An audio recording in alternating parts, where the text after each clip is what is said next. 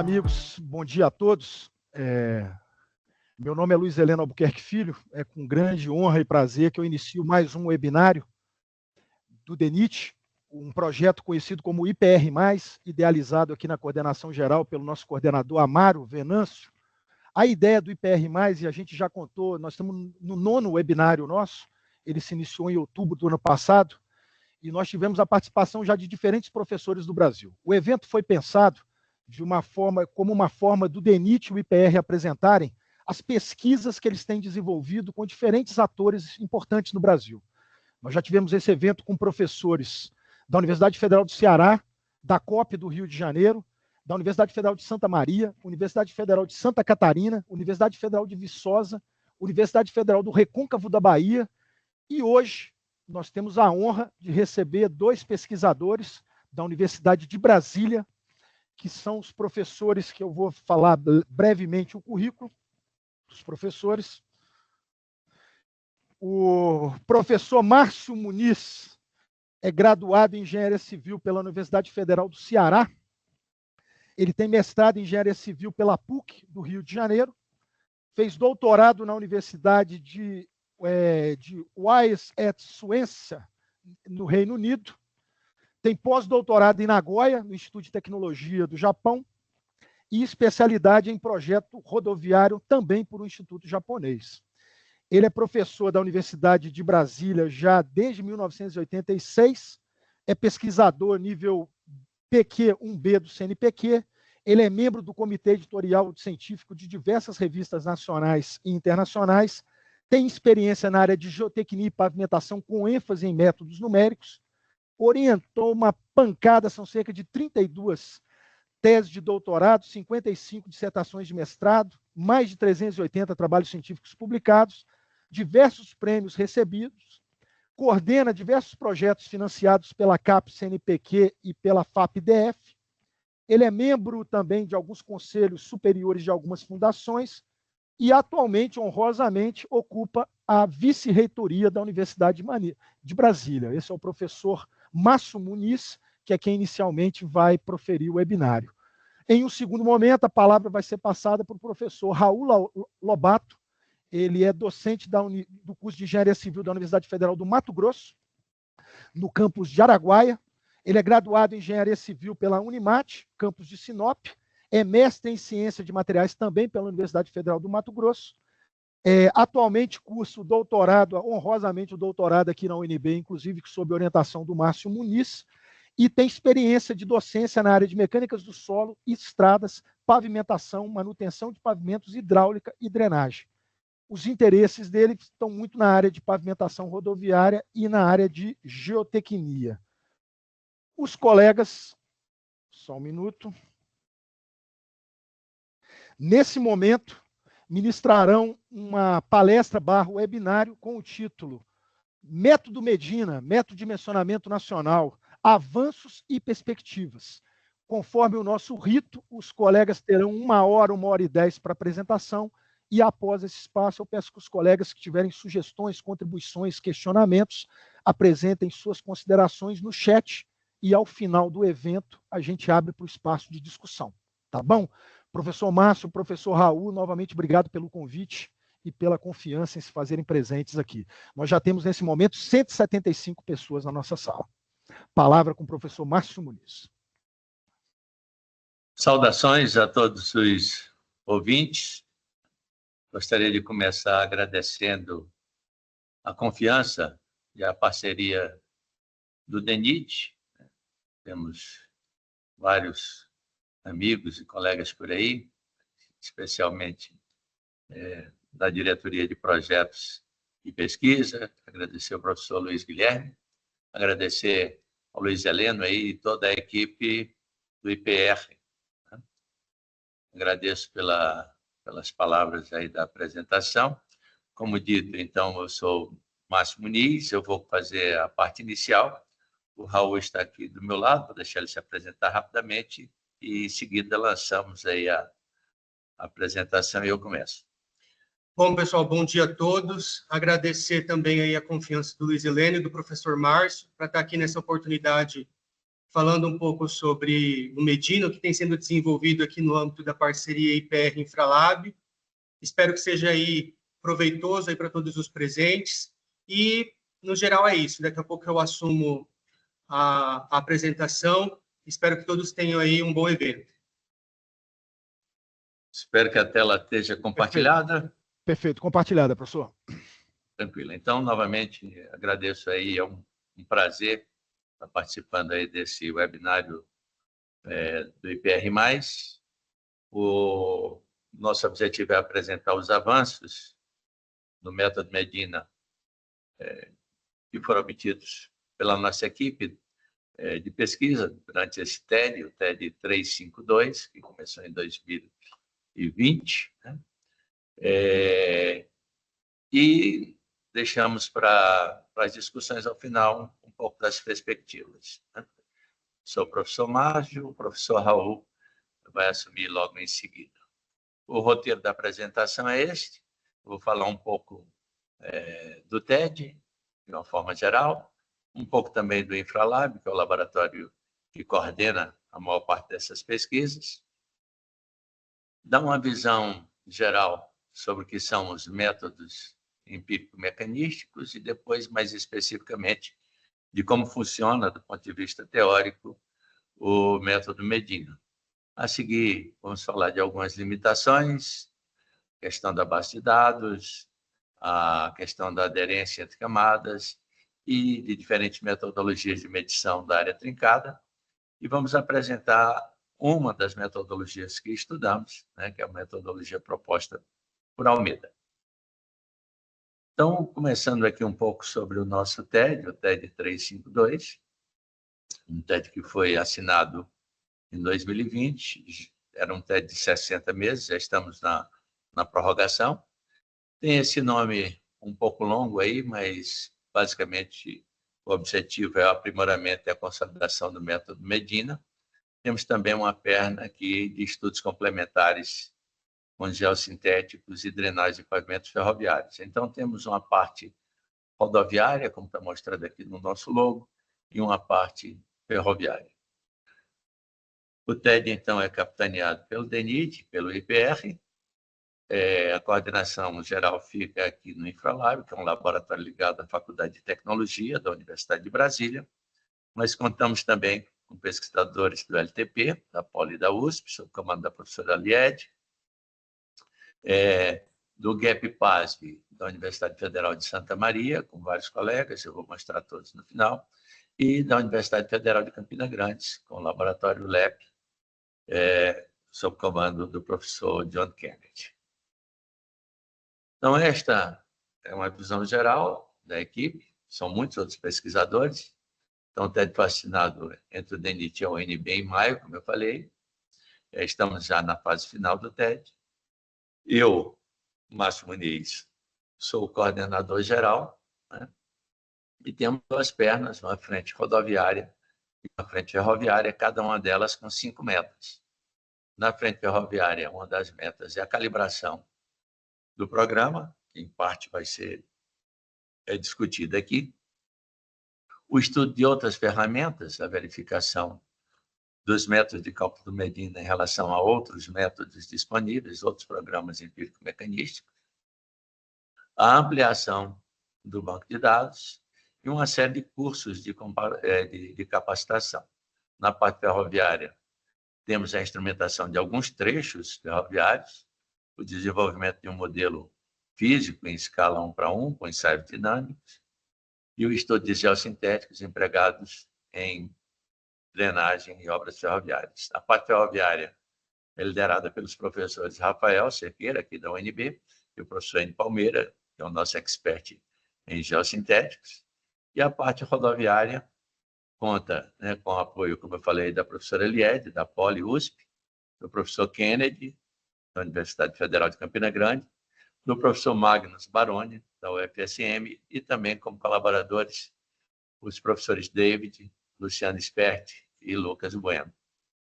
E contamos com o apoio da Andrea Cardona e da Ivone. Isso aqui é o pessoal que está, digamos, na frente do projeto como um todo, e sobre cada um deles nós temos vários alunos de mestrado e de doutorado, entre outros. A parte, tanto computacional quanto laboratorial, em grande parte é feita aqui no Infralab. O Infralab é o laboratório de infraestruturas da Faculdade de Tecnologia.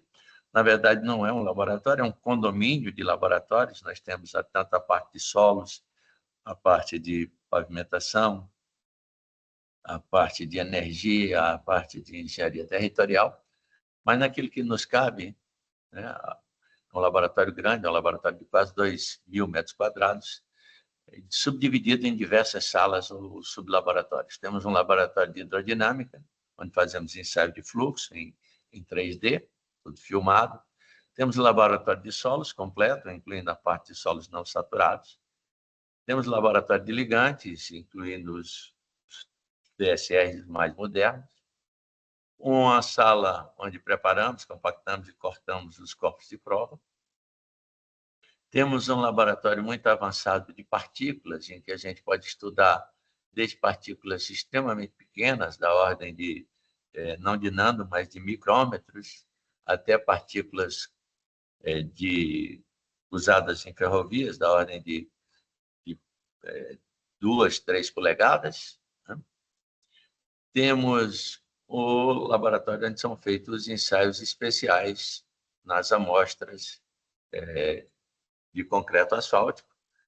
São feitos ensaios de todos os tipos, ensaios de fadiga, ensaios de modo de resiliência, ensaios variando frequência, de tensão controlada, deformação controlada, temperatura controlada, com os diversos tipos de corpo de prova, desde corpo de prova cilíndricos, corpo de prova de ensaio brasileiro, corpo de prova em vigas em 4 pontas e por aí vai. Então, toda a caracterização mecânica do concreto asfáltico e também do concreto de cimento Portland pode ser feito nesse laboratório. Vou começar, então, dando uma visão geral de métodos mecanísticos empíricos, né, dentre os quais se enquadra o Medina, e que é a principal tendência hoje dos projetos rodoviários em todo o mundo e também no Brasil, que sai da fase lá do método totalmente empírico, do método Murilo, baseado na resistência, e passamos ao método mecanístico empírico, o Medina. Todo método mecanístico empírico, começando pela parte mecanística, envolve, né, como todo projeto, um pré-projeto em que a gente define a estrutura, as diversas camadas e uma espessura inicial para essas diversas camadas. E escolhemos os materiais e damos as propriedades dos materiais e algum método, seja um método analítico, seja um método numérico, por exemplo, elementos finitos, faz o cálculo das variáveis mecânicas. As variáveis mecânicas de interesse são os deslocamentos, no caso dos deslocamentos, principalmente na superfície, para comparar, por exemplo, com bacias de deflexão, as tensões e as deformações. As tensões e deformações de tração, tanto na fibra inferior do revestimento quanto na superior, e as tensões no centro de cada uma das camadas. Embora a gente possa calcular em qualquer ponto do domínio, esses são os pontos de interesse. Obviamente, para fazer esses cálculos, além do pré-projeto, ou do projeto inicial, e de uma ferramenta de cálculo, a gente precisa de dados. Os principais dados são o tráfego. No caso do Medina, o tráfego vem da forma convencional, da mesma que era usada no método do CBR, em termos de número de passadas do eixo simples padrão, né, com um certo tempo de projeto, 10 anos, 15, 20 anos, então temos o tráfego em termos de NP, os materiais disponíveis e suas propriedades, né, no caso, as principais propriedades para as camadas granulares são o módulo de resiliência e o coeficiente de equação, já que os cálculos do Medina são feitos com base na teoria da elasticidade, e para o material do revestimento, o concreto asfáltico, os parâmetros de fadiga. Além desses dois dados fundamentais, tráfego e propriedades mecânicas dos materiais, a gente pode entrar com dados de técnicas construtivas e fatores ambientais, dentre os fatores ambientais, principalmente temperatura, que tem uma influência muito grande no comportamento no módulo, né, das camadas asfálticas, e umidade, que tem uma influência muito grande também no subleito. Atualmente, esses fatores não estão embutidos diretamente no Medina. Com base, então, no tráfego e nos materiais disponíveis, o método também tem que assumir certos parâmetros de projeto. A gente vai projetar para atender que características. No caso do Medina, especificamente, a área trincada e o afundamento da trilha de roda. Esses são os dois principais parâmetros de projeto. Outros métodos empírico-mecanísticos já entram também com a irregularidade longitudinal, né, com o I. E o método geralmente tem uma certa confiabilidade, que pode variar com o grau de confiança que a gente tem nas entradas, né, dos materiais, como é o caso do método americano, e, no nosso caso, a confiabilidade é baseada no tipo de rodovia, na importância da rodovia. Bom, com esses dados, então, a gente usa um método de cálculo. No caso do Medina, o método de cálculo é um método analítico, que vai estar embutido num certo programa, que eu vou falar depois, né? Esses cálculos, então, tensões e deformações e deslocamentos, tem que ser comparado com os parâmetros de desempenho. No caso do Medina, a área trincada, que está fixada num valor de projeto de 30%, e o afundamento de trilha de roda, que varia de acordo com a rodovia, daí da ordem de 10 milímetros a 20 milímetros a aceitação. O pulo do gato no método empírico-mecanístico é sair destas variáveis mecanísticas e relacionar estas variáveis mecanísticas com estas variáveis que são observadas de desempenho, no nosso caso, a área trincada e o afundamento da trilha de roda. No caso da área trincada, isto é feito com base em uma função, que é a chamada função de transferência, que é o centro, né, que é o calcanhar de Aquiles e o centro nevrálgico de um método empírico mecanístico, de qualquer um deles. E aqui precisa de uma calibração entre o que é calculado mecanicamente e o que é observado no campo. Né? Só já adiantando, a função de transferência é aplicada só à área trincada. Não temos função de transferência para outra variável, que é o afundamento da trilha de roda. Se a vida útil estimada, né, se a gente atinge proximamente esses valores de projeto na vida útil, digamos, de 10 anos, o projeto está ok, senão a gente refaz o projeto aumentando a espessura de alguma das camadas, pode ser a camada de revestimento, pode ser a camada de base ou qualquer outra. E o método e o programa, um certo programa faz isso automaticamente, até que as espessuras encontradas satisfaçam os nossos critérios de projeto final. Bom, dando um rápido histórico do Medina, né? O nome Medina é tanto um acrônimo para Método de Dimensionamento Nacional, como uma justa homenagem ao professor Jacques Medina, que é o patrono, o pioneiro na aplicação do método mecanístico no Brasil, e todo o pessoal que segue lá na COP. Então, começou com a primeira versão, que foi fruto de um projeto, de um TED com a COP. Esse TED começou em 2014 e foi entregue mais ou menos em 2018, 2019, e depois nós entramos. Junto com a COP estava o CEMPES, a Petrobras, e várias instituições da rede brasileira de pesquisa em asfalto. O Medina evoluiu, né, de um programa que antes era chamado CISPAB, que foi da tese do Franco, de 2007. É uma ferramenta escrita em C++, né? E ele modela o comportamento dos pavimentos com alguns modelos relativamente simples. Na verdade, é um pacote de programas, são 3 programas. Temos o AMC, que é a Análise Elástica em Múltiplas Camadas, que é um programa que basicamente faz os cálculos de tensão, deformação e deslocamento, baseado na teoria da elasticidade com múltiplas camadas, a teoria de Burmester, como vários programas que tem aí no mercado, como é o SIM5 e outros. E, basicamente, ele dá os mesmos resultados que qualquer um desses outros programas. Temos um Beck Medina, em que a gente entra com as espessuras da camada, das diversas camadas e com uma bacia de deflexões ou de deslocamentos verticais, como eu prefiro, basicamente obtido por FWD, e o programa iterativamente vai, a partir de um valor raiz, um valor CID, dos módulos de resiliência das diversas camadas, ele vai alterando esses valores até bater a bacia teórica, calculada com a AMC, com a bacia real obtida do ensaio de FWD. E temos o programa Medina, que é o que faz, que junta tudo isso, que pega os dados dos módulos, que podem vir ou de laboratório ou do Beck Medina, chama o AMC para fazer os cálculos, usa os modelos de previsão, tanto de área trincada quanto de afundamento, compara com os valores que são de projeto e recalcula, né, refaz as dimensões até atender os critérios de projeto.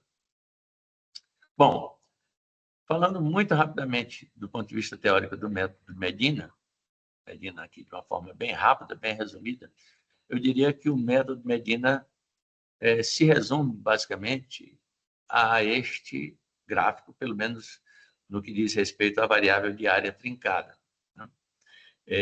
Neste gráfico, eu gosto de dizer que a gente tem o eixo empírico ou observacional aqui no eixo vertical, no eixo das ordenadas. Neste caso, a variável é a área trincada, né, que vai de 0 a 100%.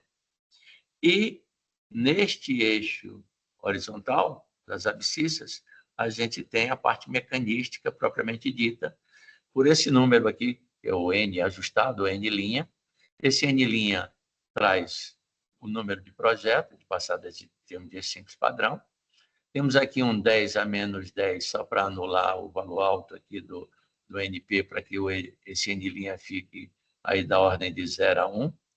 E temos um FS, que é o fator de deslocamento, em que todo o cálculo mecanístico está embutido aqui dentro desse FS. Então, a ideia é alterar a estrutura até chegar a um FS, que multiplicado aqui por esse N de projeto, nos leve a uma área trincada de 30%, ou da ordem de 30%. Esse FS, então, embute toda a parte mecanística.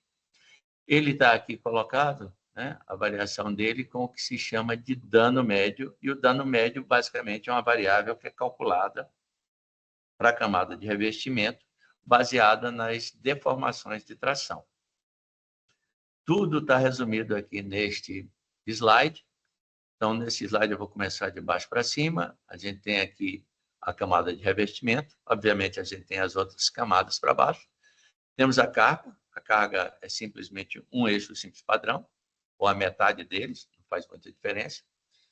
E a gente vai, usando um programa, o AMC, calcular as deformações de tração aqui, tanto na fibra inferior do revestimento, como também na fibra inferior.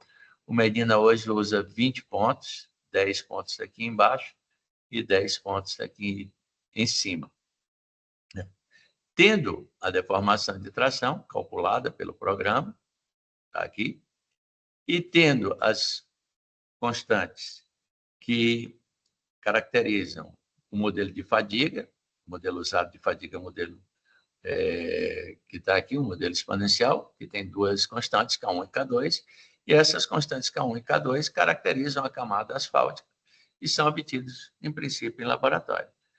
Tendo a deformação, a gente calcula, então, pelo modelo de fadiga, o número de passadas que levaria à ruptura por fadiga do revestimento. A cada ponto, então, tem um certo número de passadas. E o inverso desse número de passadas é o que o programa chama de dano, né? Dano local em cada um desses pontos. É como se fosse o consumo de fadiga para um número de passadas aqui de projeto unitário. E soma-se, então, os danos desses 20 pontos, se divide por 20 e temos o dano médio.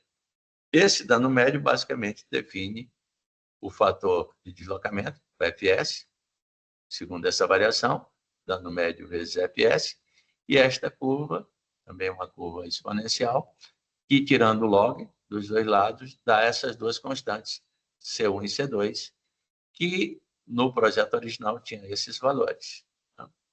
Com esse FS, então, e com o número de passadas desse padrão de projeto, a gente calcula o N' e ajusta aquela curva anterior, que está aqui, né? Com base em vários pontos que foram obtidos em campo, ajusta-se, então, a melhor curva entre a área trincada observada e o FS e o N' calculado. Esta curva tem esse formato de S, chamado de uma sigmoide, então, da área trincada, com esta expressão exponencial, onde aqui nesse A e nesse B, nós temos o N', que foi calculado a partir do dano, né? E temos dois projetos, que são esse Z e esse N. Então, basicamente, nós temos 4 parâmetros de calibração, que são o Z e o N, da sigmoide, que dá área trincada em função do N', e temos mais 2 parâmetros, esse C1 e C2, que dão o FS em função do dano, que, por sua vez, é calculado a partir da deformação de tração. Então, esta é a ideia geral do método empírico-mecanístico e, basicamente, do Medina em especial. Obviamente, na calibração, a gente tem uma curva média e tem uma certa dispersão em torno da média, um erro padrão. Esse erro aumenta com o valor de área trincada, então, empiricamente, tem uma curva do erro padrão em função da área trincada, que é ajustada por essa curvinha, que tem esses 2 parâmetros que estão aqui, vamos chamar de A e B, que também poderiam ser calculados ou considerados parâmetros de calibração. E a gente soma, então, a curva média, tantos de view padrão, né?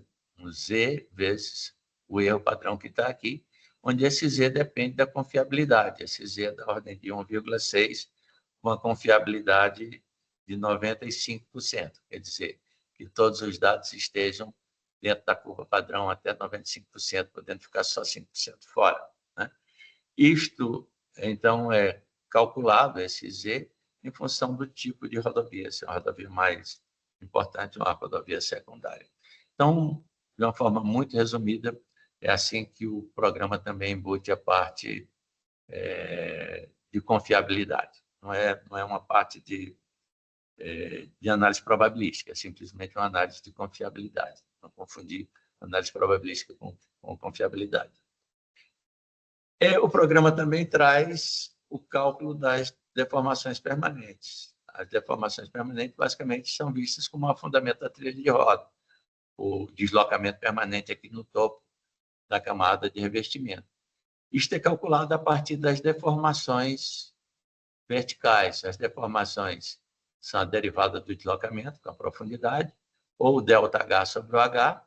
Se você multiplicar aqui, então, né, você vai ter que o ΔH é a deformação vezes a espessura. Mas o ΔH é a diferença entre os deslocamentos no topo e na base de uma certa camada. Por exemplo, essa camada 1 seria o 1 menos o 2, na 2 seria o 2 menos o 3, e assim vai. E quando a gente soma todas essas deslocamentos relativos, aqui o 2 vai embora, o 3 vai embora, e a gente fica só com o deslocamento lá no topo e lá embaixo. Supondo que lá embaixo seja no infinito, e é isso que o Medina supõe, né, que a camada de subleite seja infinito, então isso aqui zera e eu fico então com deslocamento na superfície, como sendo a soma desses produtos entre as deformações e as alturas. Tá? Se a gente entrar com as deformações elásticas, eu tenho um deslocamento recuperável. Se a gente entrar com as deformações plásticas, a gente tem o deslocamento não recuperável, ou afundamento da trilha de roda. Do ponto de vista mecanístico, o Medina usa a teoria da elasticidade. Então, esse Z aqui, calculado internamente, seria elástico. E se a gente aplicasse diretamente as deformações elásticas, eu teria o deslocamento elástico. Mas eu preciso, então, ter uma estimativa da deformação plástica. Isso não é feito diretamente pelo programa, porque o programa, eu digo AMC, é um programa baseado na teoria da elasticidade. Então, a gente precisa de um modelo empírico para calcular a deformação permanente. E esse modelo empírico é o modelo desenvolvido pelo Guimarães. Então, basicamente, no centro de cada camada granular, a gente calcula as tensões, tanto ao longo aqui desta vertical entre os dois pneus quanto abaixo de um deles, né? E tendo o estado de tensões, dado aqui pelo σ3, a tensão principal menor, que a gente consideraria a tensão de confinamento, e a tensão de desvio, σ1 menos σ3, né? E tendo um número de passadas previsto, a gente tem aqui 4 parâmetros, esses psi, psi1, 2, 3 e 4. Então, esses 4 parâmetros também são obtidos por material granular em laboratório, com ensaio de deformação permanente. Tá? Então, temos aqui mais 4 parâmetros de material. Então, basicamente, nós temos 2 parâmetros para as camadas granulares, que são o módulo de Young e o coeficiente de Poisson. Ainda para as camadas granulares, 4 parâmetros para as deformações permanentes, esses psi1, 2, 3 e 4. E para a camada de revestimento, os parâmetros de fadiga, K1 e K2, que eu mostrei anteriormente. Um detalhe é que o subleito, na hora de calcular a espessura do subleito, ele não pode ser tomado como infinito, né? Então, a gente só toma um subleito de 50 centímetros para o cálculo das deformações permanentes. Então, a deformação permanente é calculada aqui a 25 centímetros de profundidade. Pode apenas ressaltar também que a camada de revestimento não entra, a gente não considera a deformação permanente do revestimento. Isso é controlado no projeto por meio do projeto da mistura, e se estabelece um flow number aqui que leve a um afundamento que seja desprezível no revestimento. E as camadas estabilizadas com cimento também não contribuem. Então, toda a parte de deformação permanente vem das camadas granulares e do subleito. E este valor de afundamento de trilha de roda é comparado diretamente com o valor de projeto aceitável. Esse valor de projeto aceitável varia aí de 10 milímetros a 20 milímetros, a depender da importância da rodovia.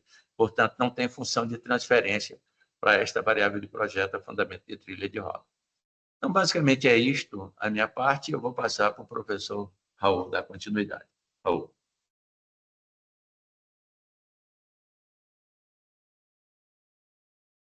Bom, pessoal, então, dando continuidade, né, conforme o professor Márcio apresentou, claramente o Medina ele representa um grande avanço dentro do sentido de dimensionamento de pavimentos no Brasil, né, principalmente por apresentar uma abordagem menos empírica que o método de projetos que o método de projetos do DNR apresenta, e também por possibilitar levar em conta, né, as propriedades de fadiga e de deformação permanente, de fadiga das misturas asfálticas e de deformação permanente para os materiais granulares. Só que ainda assim, o programa, o método, né, apresenta algumas limitações. E essas limitações elas são observadas principalmente em relação à divergência observada entre a estimativa de área trincada apresentada pelo programa e o que tem se observado em campo.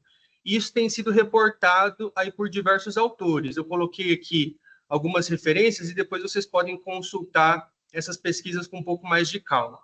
Mas o que esses autores aqui têm apontado como as principais causas que levam essa diferença entre a estimativa e o que se observa em campo é o fato de que a função de transferência ela foi definida com base em dados restritos ao projeto Fundão, né? Então, se a estrutura analisada ela tem materiais e soluções muito distintas daquelas que representam as estruturas que foram avaliadas no projeto Fundão, essa estimativa de área trincada ela pode divergir. Então, por isso que é importante que a base de dados ela seja diversificada, constantemente atualizada, para que ela seja representativa dentro de um contexto geral de estruturas de pavimentos no Brasil. Um outro aspecto também apontado são as condições de contorno definidas na calibração. são as condições de aderência, né? Tanto no programa Medina, tanto no processo de calibração como no dimensionamento das estruturas, as condições de aderência elas são pré-definidas e o usuário não tem ali a liberdade de editar essas condições de aderência. Então, se questiona aqui sobre se essas condições de aderência pré-definidas elas são representativas do comportamento das estruturas em campo. E um outro aspecto também que vale a pena pontuar aqui, né, é com relação à metodologia de medição de área trincada utilizada no processo de obtenção dos dados para calibração da função de transferência, que é uma metodologia que, na verdade, define uma frequência de trincamento e não calcula, de fato, qual que é a área ocupada por esses defeitos. Então, ao longo dos próximos slides, eu vou passar por cada um desses itens, explorando um pouco mais e trazendo alguns aspectos que são abordados dentro do contexto do TED, IPR e Infralab. Com relação à base de dados, dentro do contexto do TED IPR Infralab, nós fizemos aqui uma atualização da base de dados que dá origem à função de transferência, incorporando alguns segmentos que foram monitorados aí pelo grupo de estudos e pesquisas em pavimentação e segurança viária da Universidade Federal de Santa Maria. Então, esses segmentos aqui, localizados no estado do Rio Grande do Sul, foram incorporados à base de dados.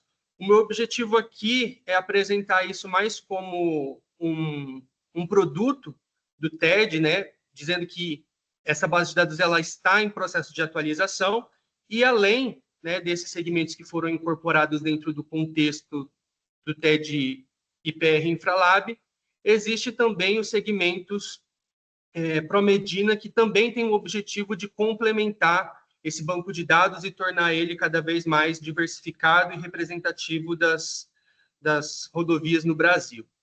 Certo?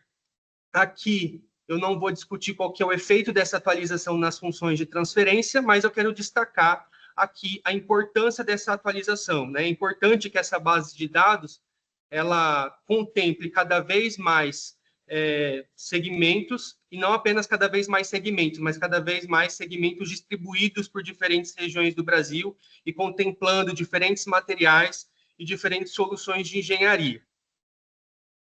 Em relação à aderência entre camadas, tanto no processo de calibração como no processo de dimensionamento das estruturas, no Medina, para a maioria dos casos, nós temos a condição de contato não aderido, de interfaces sem aderência. No processo de calibração, essas condições de aderência elas interferem diretamente na obtenção dos módulos de elasticidade obtidos por retroanálise e tudo que depende deles, né? Então, o cálculo do dano médio e a própria definição dos coeficientes da função de transferência, os valores de C1 e C2. Então, a decisão sobre considerar as interfaces aderidas ou não no processo de calibração, ela tem esse efeito em cadeia para tudo que depende dessa decisão. Aqui eu estou representando de forma esquemática o que viria a ser o processo de interfaces totalmente aderidas, né? Então, aqui a gente tem uma viga sendo solicitada para a condição de interfaces totalmente aderidas, todo o conjunto trabalha de forma interdependente. E já para a condição de interfaces sem aderência, graficamente aqui, não sei se vocês conseguem observar isso aí na projeção, mas está sendo representado aqui um deslocamento maior para condição de interfaces sem aderência e com a aplicação da mesma... Aumentar o ponteiro. Acho que eu não vou conseguir não, hein, pessoal? Mas, enfim. Como eu ia dizendo, né, para a condição de interfaces sem aderência, aplicando o mesmo carregamento, graficamente aqui, esquematicamente, a gente consegue verificar isso atribuindo valores, né, para os materiais aqui, se observa um deslocamento maior. A aderência entre camadas, ela pode ser definida como a capacidade que as camadas ali que formam essa interface têm em resistir ao deslocamento relativo e em distribuir as tensões e as deformações oriundas de algum carregamento.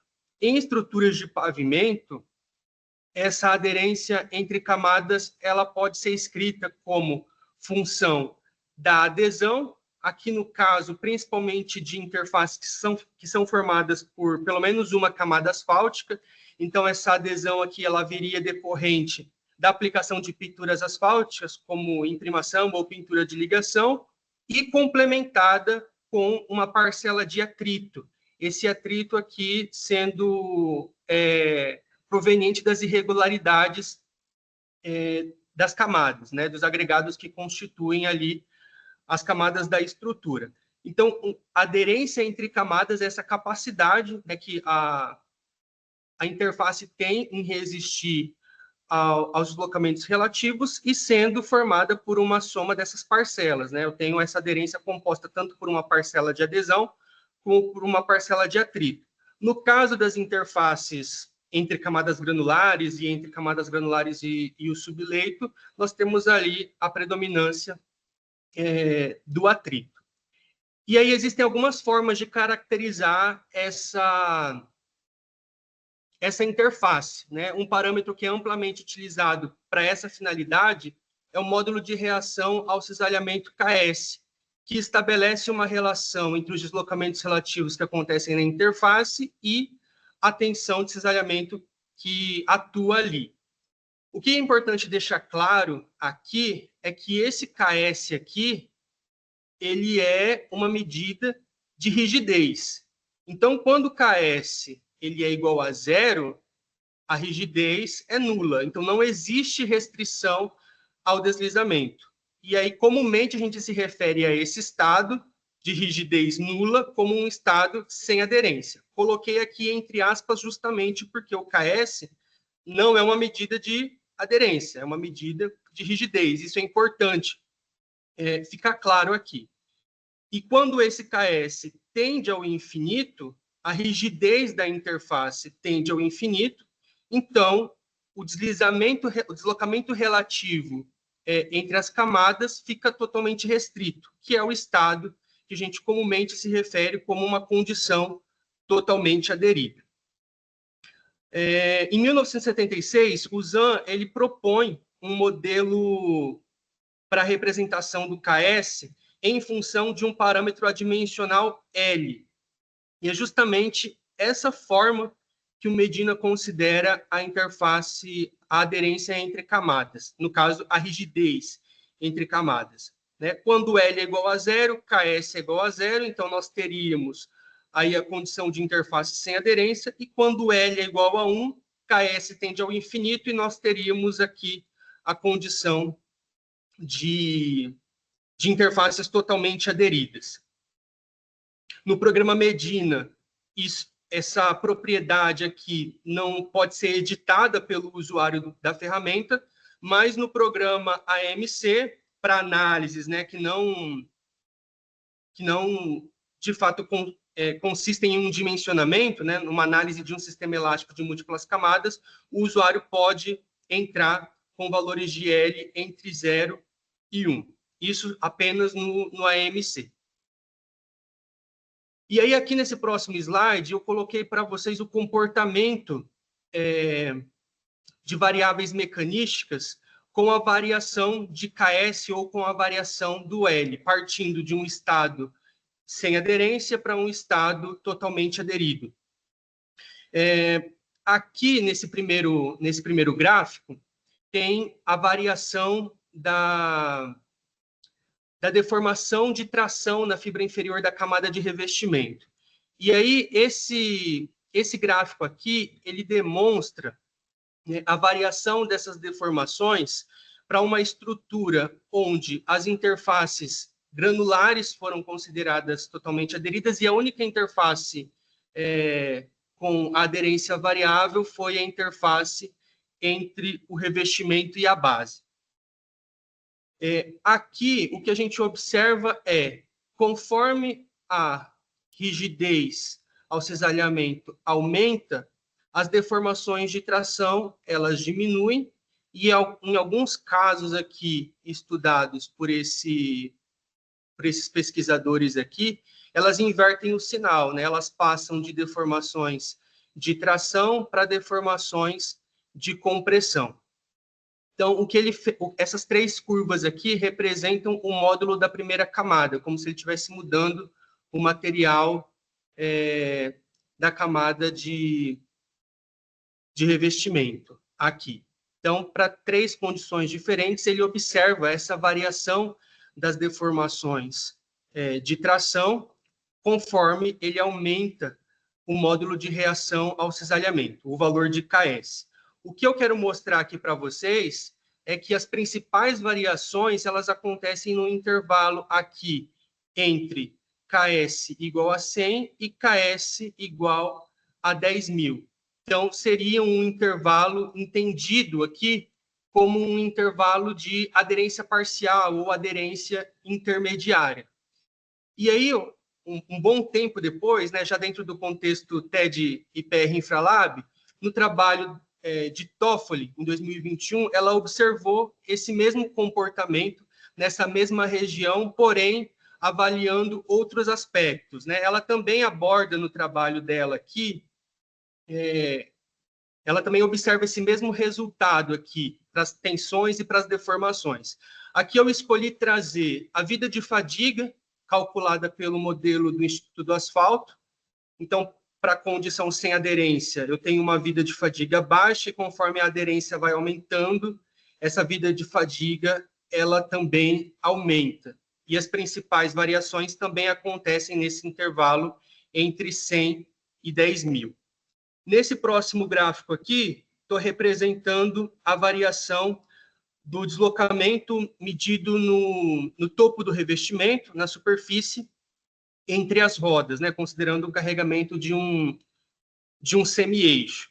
Aqui também o mesmo comportamento é observado, só que a ordem de grandeza ela se inverte aqui, né? Para a condição sem aderência, a gente tem deflexões maiores, e conforme essa aderência entre camadas ela vai aumentando, esse deslocamento ele vai diminuindo até ele se estabilizar, né, para valores mais elevados de KS. E, por fim, a espessura asfáltica requerida.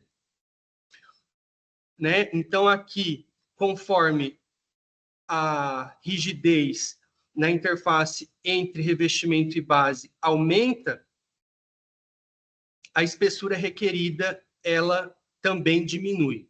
Tá? No trabalho aqui de Toffoli 2021, também ela considerou o que o USAN considerou aqui em 1978. Então, ela considerou todas as interfaces granulares aderidas, e a única interface que ela variou a rigidez foi a interface entre a camada de revestimento e a camada de base. E por que eu estou mostrando isso aqui para vocês? Porque eu trouxe também aqui alguns valores medidos em laboratório. Então, coloquei aqui só 2 exemplos, mas a gente encontra na literatura diversos autores que fazem esse tipo de investigação laboratorial, definir o valor de KS com base em valores de laboratório. Então, o ZAN identificou, né, para a interface entre camadas asfálticas, entre 2 camadas asfálticas, esse módulo de rigidez variando de 500 a 1.000 kg/força por centímetro cúbico, e um bom tempo depois, né, Scherer e colaboradores, em 2022, obtiveram um KS, só que agora para uma interface entre camada asfáltica e base granular, entre 190 e 590 kg/força por centímetro cúbico. O que eu quero mostrar aqui? Em laboratório, né, os valores medidos, eles estão dentro dessa zona que a gente entende como aderência parcial e aderência ou aderência intermediária.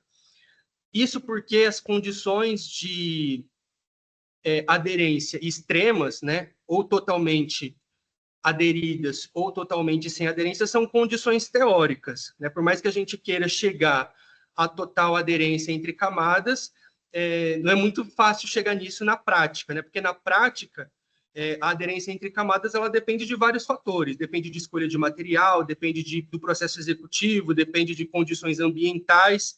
Então, essas condições extremas de aderência, elas são condições teóricas e, pelo menos em laboratório, os valores reportados, eles comumente estão localizados nesse intervalo que define aí uma zona de aderência parcial ou aderência intermediária. E quais são os fatores que afetam, né, as condições de aderência? A taxa de aplicação, o tipo de material, a temperatura e a rugosidade, no caso de camadas envolvendo, no caso de interfaces envolvendo camadas asfálticas. Então, aqui, deixar de aplicar as pinturas de imprimação, as pinturas asfálticas, né, imprimação, pintura de ligação, pode comprometer a aderência entre camadas, mas também o excesso de material pode criar um plano de deslizamento ali. O tipo de material utilizado, né, a variação da temperatura também muda o estado do material, então isso também afeta essa condição de aderência, e a rugosidade da camada de baixo. E, para um contexto mais geral, né, não só interfaces que envolvem camadas asfálticas, nós temos aqui condições de umidade e aspectos construtivos, como, por exemplo, a limpeza e a observância de parâmetros de compactação. Sobre as formas de avaliação dessas condições de aderência, existem diversos laboratórios que podem ser realizados. Esses diversos ensaios laboratoriais que podem ser realizados, e eles são classificados de acordo com o tipo de esforço que se aplica, né, na amostra, sendo os ensaios de cisalhamento os mais comuns e mais representativos das condições em campo. E aí nós temos ainda métodos não destrutivos. Eu listei alguns aqui para vocês, né, com destaque aqui para as métricas baseadas em deflexões, que são métodos que são aplicados diretamente em campo, e aí por esse motivo eles obtêm uma resposta da estrutura global, né? Ele não te dá efetivamente a característica da interface, mas ele te dá uma resposta sobre a estrutura como um todo, e essa resposta ela pode ser utilizada para uma avaliação qualitativa de forma complementar ao que se obtém com a realização de outros processos. E aí, nesse aspecto nesse contexto de investigar as condições da aderência em campo, eu estou trazendo aqui para vocês algumas imagens da pista que integra o TED, firmado entre o IPR e o Infralab, e essa pista aqui, ela foi toda instrumentada. Então, o que vocês estão vendo aqui nessa primeira imagem são os dispositivos para medir tensões, medir deformações, tanto tensões verticais, tensões horizontais, deformações transversais, deformações longitudinais, e, dependendo da camada, foram inseridos também sensores para medir temperatura e para medir umidade. Aqui é um contexto para estudo e pesquisa que tem uma demanda de recursos financeiros bem maior do que os outros métodos que eu coloquei anteriormente, mas aqui a gente consegue investigar, de fato, né, em posições específicas da estrutura, o que está acontecendo. Após a construção dessa pista, após a instalação dos instrumentos, foram feitos a realização de ensaios, como levantamento defletométrico e a instalação de um simulador de tráfego, né? E ao longo das simulações também foram feitos os acompanhamentos dos parâmetros de desempenho, como afundamento de trilha de roda, mancha de areia e evolução da área trincada. O que eu quero apresentar para vocês sobre os resultados obtidos, sobre uma parte, né, dos resultados obtidos aqui nessa pista experimental. Eu quero compartilhar com vocês aqui alguns resultados referentes às deflexões e também às tensões verticais medidas. Nesses gráficos aqui, as linhas azuis, elas representam os valores teóricos para as condições de interface sem aderência, e as linhas em tom de laranja aqui representam os valores teóricos para as condições de interfaces totalmente aderidas.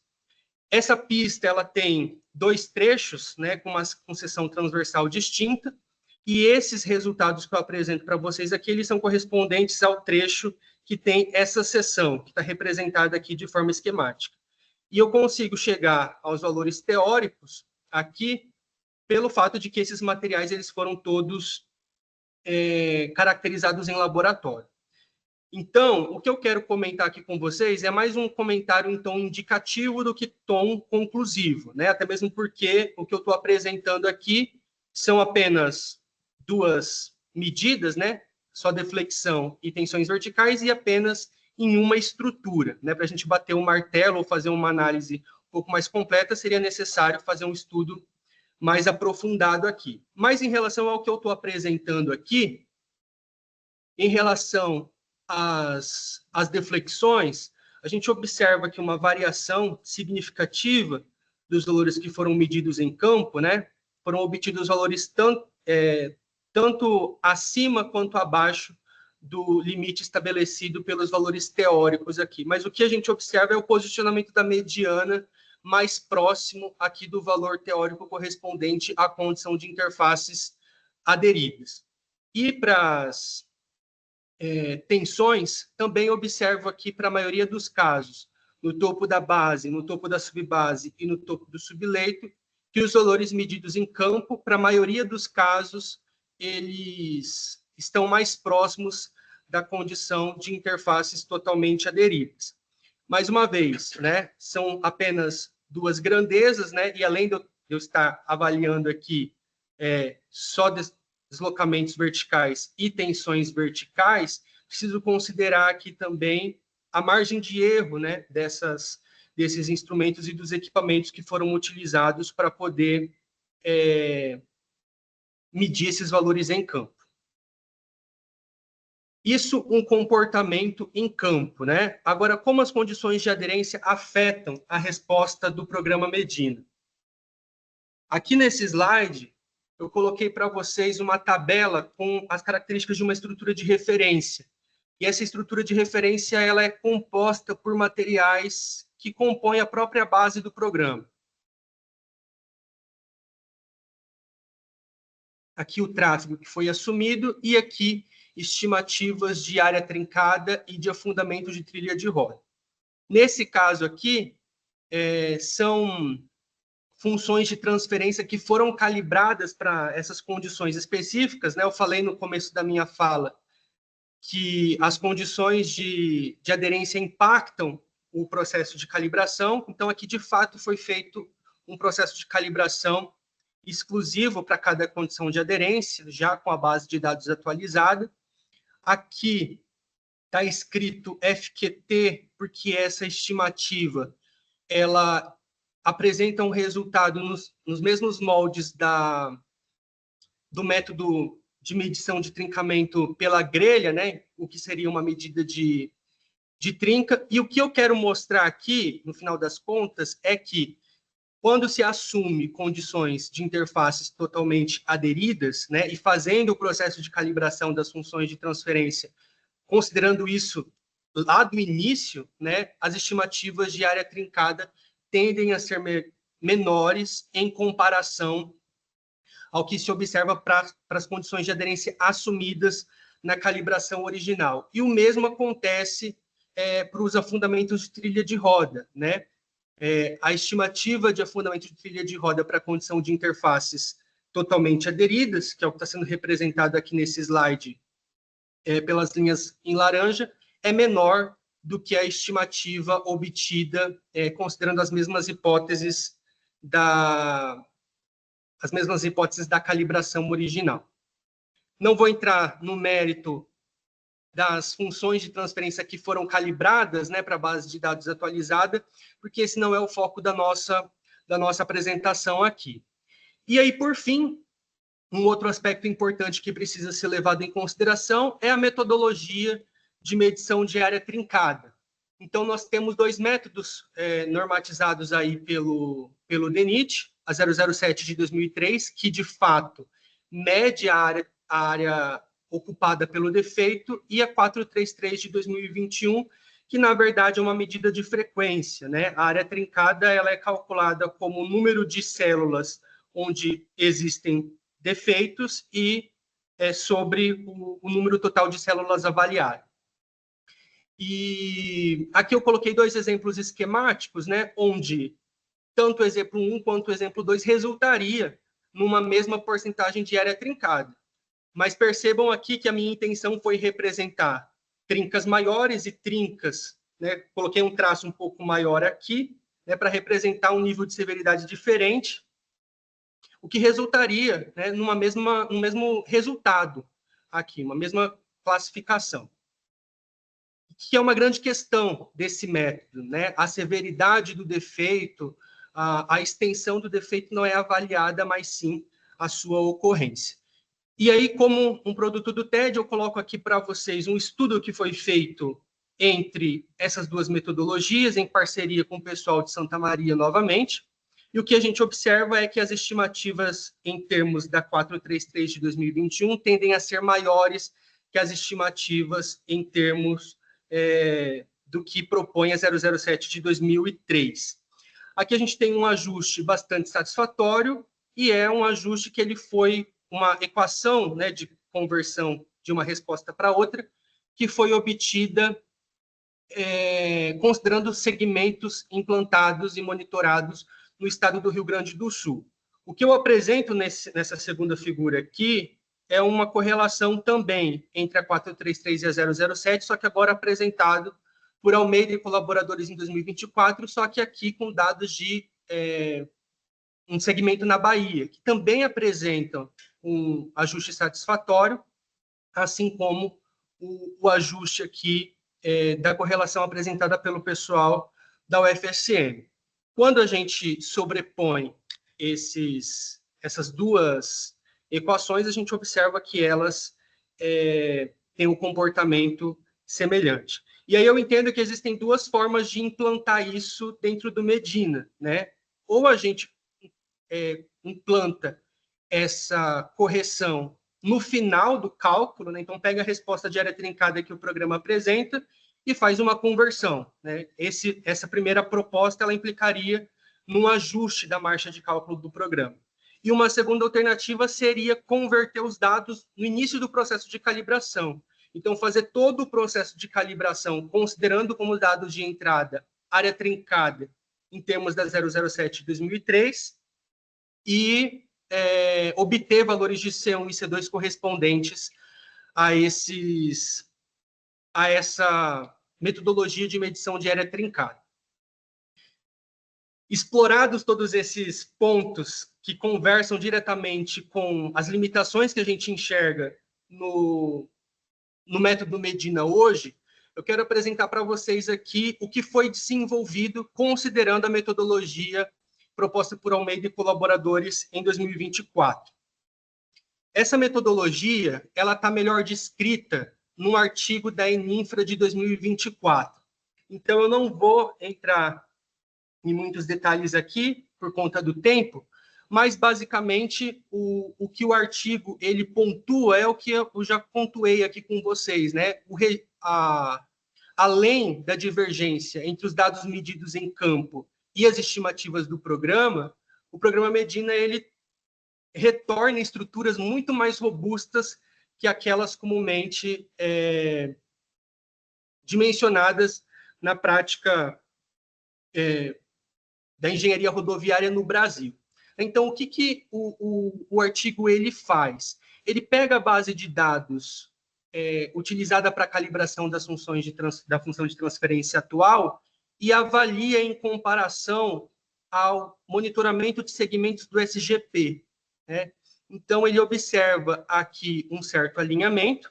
Esse alinhamento aqui ele já acontece após converter os dados em termos de frequência de trincamento para área trincada de fato, que é o que traz a 007, e nota que a sigmoide atual talvez não seja tão representativa desses dados quando eles são plotados em termos de área trincada.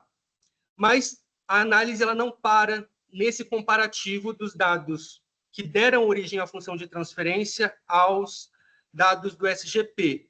ele também compara com dados preliminares do segmento Promedina. E aí são definidos níveis prováveis de ajuste. Esses níveis prováveis de ajuste, eles são definidos por sigmoides, onde o parâmetro Z ele foi variado e o parâmetro N foi mantido fixo em 5. Então, Z variando de 0,25 a 0,45 é o que o artigo sugere como uma área de investigação para ajustar a curva sigmoide atualmente utilizada no Medina. E aí o roteiro de ajuste basicamente consiste na definição de estruturas de pavimentos a serem dimensionadas. Essas estruturas, elas são avaliadas elas são dimensionadas pela prática atual do DENIT. Essas estruturas de referência, elas são avaliadas pelas diferentes sigmoides propostas pelo artigo. Essas estruturas são ajustadas para atender o critério de área trincada de 30%. E aí, por fim, é feito um comparativo entre as estruturas que atendem, né, os critérios do Medina e as estruturas de referência que foram dimensionadas segundo a prática atual do DENIT. Com base nesse roteiro aqui de análise de dimensionamentos, se espera, né, definir uma nova sigmoidal a ser adotado pelo Medina. Aqui nesse slide, só para que fique claro o que foi feito, né, é uma metodologia que foi apresentada pelo professor Mário Sérgio. A gente fez uma série de reuniões para alinhar, né, esse ajuste. Então, eu quero que nessa apresentação fique claro, de fato, o que foi feito. Então, foram definidos 6 grupos de materiais. Então, são materiais que compõem a própria base do programa Medina. E aí, para cada grupo de material, o revestimento foi variado, né, entre as misturas que estão lá no programa, nomeadas como classe 1, 2, 3 e 4. Essas estruturas, elas foram inicialmente dimensionadas com a espessura de revestimento em função do número N, e das camadas granulares se adotou a espessura mínima construtiva, né? Aqui eu coloquei um asterisco para a camada de reforço, porque a estrutura de partida não tem o reforço de subleito, só se o tráfego, as deformações, o que foi avaliado, indicar quando a avaliação pede essa camada de reforço, foi quando ela foi inserida. Aqui, só para relembrar, o critério de definição da espessura da camada de revestimento, então foi feito em função do número N, e aqui eu coloquei também os números N que foram avaliados. Então, nessa primeira etapa de definir as estruturas de referência, nós temos 192 dimensionamentos de referência. E aí, esses dimensionamentos de referência, eles são feitos calculando variáveis mecanísticas de interesse, né? Deslocamento vertical recuperável, deformação de tração horizontal, tensão horizontal de tração no caso de bases cimentadas, e tensão vertical ou deformação vertical no topo do subleito. Então, a prática atual consiste em fazer o dimensionamento pelo método de projeto de pavimentos do DNR e, posteriormente, fazer uma verificação mecanística avaliando esses pontos que eu estou destacando aqui na figura para vocês. Então, as variáveis mecanísticas são calculadas entre as rodas e sob uma das rodas. O valor mais crítico é considerado na avaliação pós-dimensionamento inicial pelo CBR. E aqui nesse processo, essas variáveis mecanísticas elas já são calculadas para a condição de interfaces totalmente aderidas. Então, percebam que a proposta de ajuste ela já traz essa questão de aderência entre camadas de alguma forma. Aqui coloquei isso de forma um pouco mais resumida, né? Então, nesse dimensionamento de referência, se o N de projeto não era atendido pelo N previsto por algum modelo preditivo, essa estrutura foi ajustada nessa etapa de dimensionamento de referência. Os modelos utilizados são esses que eu coloco aqui para vocês. Então, para o deslocamento vertical no topo do revestimento, o modelo que consta lá na Pro 11 de 79. Para a fibra inferior do revestimento e para o topo do subleito são os modelos recomendados pela instrução de projeto do DR de São Paulo. E para a fibra inferior da camada cimentada, no caso das estruturas que têm essa camada cimentada, foram considerados os modelos dos próprios materiais que constam lá na base do Medina. Então, para as estruturas flexíveis, foi feito um aporte inicial na camada de revestimento. Para as estruturas semirrígidas, aporte inicial na camada de base. Esses dimensionamentos, né, após o dimensionamento de referência, já testando aqueles níveis de ajuste apontados sugeridos pelo artigo, eles já foram feitos buscando atender os critérios do Medina. Então, a porcentagem de área trincada, os critérios de deformação permanente, os critérios de perda de rigidez, no caso das camadas cimentadas, e isso tudo foi feito considerando uma confiabilidade de 95%. Aqui, no caso, a função de transferência ela foi fixa, então mantendo C1 e C2 conforme os valores apresentados por Fritz em 2019, né, independentemente do dano médio, e as condições de aderência no cálculo, nesse ajuste, né, no programa Medina, foram mantidas as mesmas. No dimensionamento de referência, considera as interfaces totalmente aderidas, mas nesse ajuste não foi feita nenhuma modificação nas condições de aderência no programa. E os parâmetros da curva sigmoide foram n igual a 5, né, mantido fixo para todos os casos, e o z variando 0,25 a 0,45, conforme o artigo sugeriu. E aí, aqui no caso, a gente tem 960 dimensionamentos servindo de referência para esse ajuste. Nesse gráfico, nesse slide aqui, eu estou mostrando para vocês o efeito que tem a variação do parâmetro z e o efeito que tem a variação do parâmetro n. No caso dessa apresentação, o que interessa para a gente é a variação de z com n fixo, né? O que se tem observado é que as estruturas em campo, na prática, elas têm demorado mais para apresentar trincamento. Então, é como se tivesse um prolongamento aqui da fase elástica.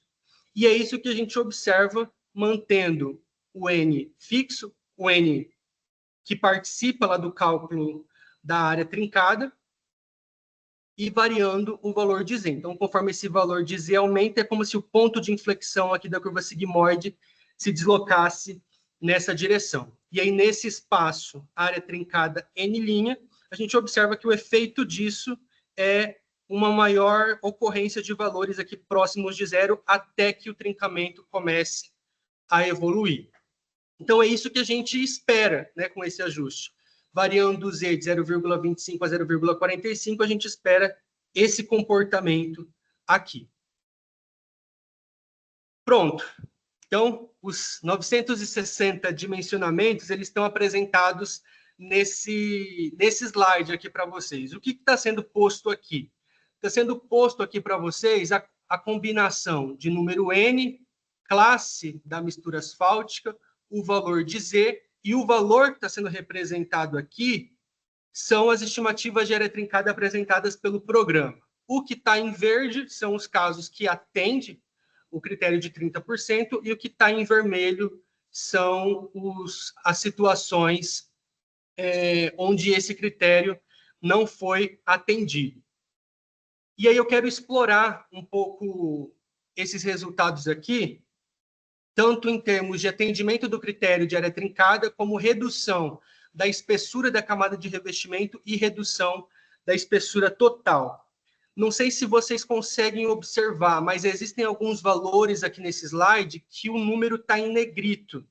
O que significa isso aqui na representação? São os dimensionamentos onde a estrutura de referência não precisou ser alterada. Então, com a espessura de revestimento definida pelo critério do número N e as espessuras mínimas construtivas adotadas para as camadas granulares, o critério de área trincada ele foi atendido. E é o que eu coloco de forma gráfica para vocês aqui nesse gráfico, né? Então, conforme o valor de Z aumenta, uma maior quantidade de estruturas com a espessura mínima passa a atender ao critério de área trincada do Medina. Isso aqui em termos de atendimento do critério de área trincada, sem precisar fazer nenhum tipo de aporte na estrutura. Então, não é uma quantidade relevante, né? Mas nesse caminho aqui de 0,25 a 0,45, a gente sai de uma média de 10 para uma média de 20. Então, o número de cenários que atendem ao critério do Medina de área trincada apenas com a variação de Z e tendo as espessuras mínimas construtivas, basicamente ele dobra, né? E com relação agora ao atendimento do critério de área trincada de modo geral, né, fazendo aportes na estrutura e tudo conforme eu apresentei para vocês anteriormente, a gente também observa uma evolução, né, um aumento nesse número de cenários atendidos. Então, conforme o valor de Z foi variado aqui, a gente tem um maior número, né, de casos que atendem ao critério de 30% de área trincada. Aqui, vocês podem estranhar que a curva correspondente à classe 4, em alguns momentos, ela atende um número de cenários menor que os das demais classes. Isso a gente observa aqui nesse slide também, né? Aqui a quantidade de valores destacados em verde parece aumentar, e quando chega aqui para a classe 4, eles dão uma diminuída. E isso a gente observa principalmente para os grupos B, C, E e F, que são os grupos em que a gente tem camadas cimentadas. Isso acontece por conta da própria definição do fator de fadiga da mistura, né, que está restrito a esses limites aqui de deformação. Então, se a deformação for menor, dependendo do comportamento da curva de fadiga fora desse domínio aqui, pode ser que eu tenha um comportamento completamente diferente do que eu observo aqui dentro. E é o que acontece aqui para a classe 4, né? Aqui dentro, de fato, a gente tem ela performando melhor do que as demais classes de fadiga, só que aqui, né, para esse material que está lá na base de dados do Medina, para deformações menores, que é o que a gente espera em estruturas de base cimentada, ela tem um desempenho menor do que as demais classes. Falando sobre espessura do revestimento, o que eu coloco aqui para vocês é a variação média dessa variação em função do tráfego. Então, eu avaliei, né, a gente avaliou 8 níveis de tráfego diferentes. Aqui eu estou destacando apenas 4 para vocês, e deixei, sempre que eu falar do N vezes 10, 2 vezes 10 na sétima e 5 vezes 10 na sétima, eu estou destacando em vermelho, porque para esses níveis de tráfego, nem todos os dimensionamentos atenderam ao critério de 30% de área trincada do Medina. Mas o que a gente observa aqui dependendo do nível de tráfego, a gente vai observar uma variação significativa na espessura necessária, né? Para os baixos níveis de tráfego, isso não é tão relevante, mas quando começa a aumentar, né, o nível de tráfego, a gente já observa que com o aumento de Z, a espessura requerida, ela se reduz um pouco, né? Só que aqui eu estou apresentando para vocês um comportamento médio, né? Se eu olhar para cada grupo de forma isolada, eu vou observar, por exemplo, aqui que no grupo A, a maior variação ela ocorre aqui no nível de tráfego de 5 vezes 10 na sexta, né? Então, aqui é uma curva média, mas expandindo isso para cá, eu observo que para as estruturas com a mistura classe 1, essa variação na espessura da camada de revestimento, dentro desse cenário de amostras, né, de dimensionamentos que a gente fez, a gente observou uma variação da ordem de até 40%. Em relação ao grupo A, só que agora para um nível de tráfego um pouco maior, né, aqui a gente observa uma variação também importante, né, só que com uma ordem de grandeza menor, de 33%. E para o grupo B, que é um grupo de estruturas com base cimentada, a gente não observa variações tão significativas para os níveis mais baixos de tráfego, até mesmo porque nessas estruturas o aporte inicial foi na camada de base, mas para os níveis de tráfego mais elevados, aqui a gente observa uma variação também da ordem de 33%. E aí, dependendo da classe de fadiga, isso acontece para valores de Z mais baixos ou mais elevados. Como para as estruturas de base cimentada, o aporte inicial foi na camada de base, avaliar aqui a espessura da camada de revestimento pode não parecer justo, né? Então, eu coloquei aqui para vocês também a variação da espessura total, né? E da mesma forma, dependendo do nível de tráfego, a gente vai conseguir observar uma variação mais significativa proporcionada por esse ajuste, né? Então, para os níveis mais baixos de tráfego, a gente não observa tanta variação da espessura total da estrutura, mas para níveis de tráfego mais elevados, a gente observa aí variações da ordem de 40% até mesmo 50% da estrutura total em níveis de tráfego mais elevados. Isso aqui, para um comportamento médio geral, e olhando de forma individualizada para cada grupo de estruturas, né, a gente consegue observar isso de uma forma mais representativa do que, de fato, dos fatores de influência, né? Porque essa variação promovida pelo ajuste, ela não depende apenas do valor de Z, mas depende também do tráfego e da combinação dos materiais. Então, para o grupo A, a gente observou aqui uma maior variação para o nível de tráfego 2/10 na sétima, e aí quando eu expando isso aqui para observar o comportamento individualizado por classe de fadiga, observo aqui uma variação da ordem de 70%. E a mesma coisa para o grupo B, né? A maior variação foi observada para o nível de tráfego 5/10 na sétima, dentre os avaliados aqui, também promovendo uma redução na espessura total da ordem de 70%. E, por fim, coloquei aqui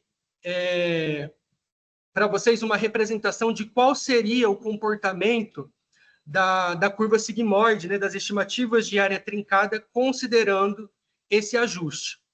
Né? Considerando todos esses resultados que eu apresentei aqui para vocês anteriormente, a gente nota que, para a condição de Z igual a 0,45, mais estruturas atendem aos critérios do Medina com as espessuras mínimas, mais estruturas atendem ao critério de Medina de área trincada, a gente observa uma redução da espessura da camada de revestimento e também uma redução da espessura total das estruturas. Então, é isso que está resumido aqui para vocês. Coloquei uma estrutura de referência aqui e plotei aqui para vocês a estimativa de área trincada. Em azul, considerando a sigmoide atual, né, aqui consta na versão 1.1.9 do programa, e aqui as que estão em tom laranja representam a estimativa pela sigmoide, considerando Z igual a 0,45. Né? Aqui a gente observa que existe uma estimativa menor quando se considera Z igual a 0,45, e essa distância entre uma situação e outra vai depender do tráfego de projeto, de como que esse tráfego evolui e dos materiais que são considerados. Voltei aqui no diagrama, já finalizando, porque eu sei que o tempo está acabando, já acabou no caso. Foram feitas as definições das estruturas, foi feito o dimensionamento conforme a prática atual do DENIT, foi feita a avaliação dessas estruturas no Medina para diferentes sigmoides. Essas estruturas elas foram ajustadas para atender o critério de área trincada de 30% e foi feita a comparação entre as estruturas de referência e as estruturas ajustadas pelo Medina.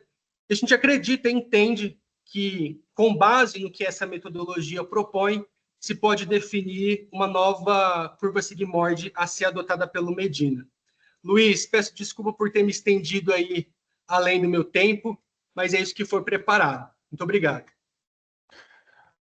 Ô, meus amigos, rapaz, você não tem que se desculpar, não, velho, porque a sua missão e a do Márcio é uma missão hercúlea, né, bicho?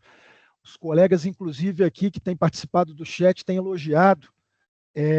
Terminando a apresentação de vocês, professor Márcio e professor Raul, eu fico com a certeza de que a gente está no caminho certo com relação a esse programa, a esse projeto, né? Que é tirar de dentro da academia e tornar mais palatável, mais didático, assuntos que são extremamente complexos. Não são assuntos simples. E aí, professor Márcio, eu queria te parabenizar, já é a terceira, quarta vez que eu te escuto falando sobre a questão dos métodos mecanísticos, e eu te parabenizo pela facilidade com que você consegue tornar didático um assunto que não é simples. Muitos colegas, inclusive, já me mandaram mensagens te parabenizando por isso. Trabalho do Raul. Raul, você não tem que se desculpar, porque o que você apresentou aí é um universo, é uma tese de doutorado, né, bicho? Que você conseguiu efetivamente tornar didática e muitos colegas, inclusive, participaram.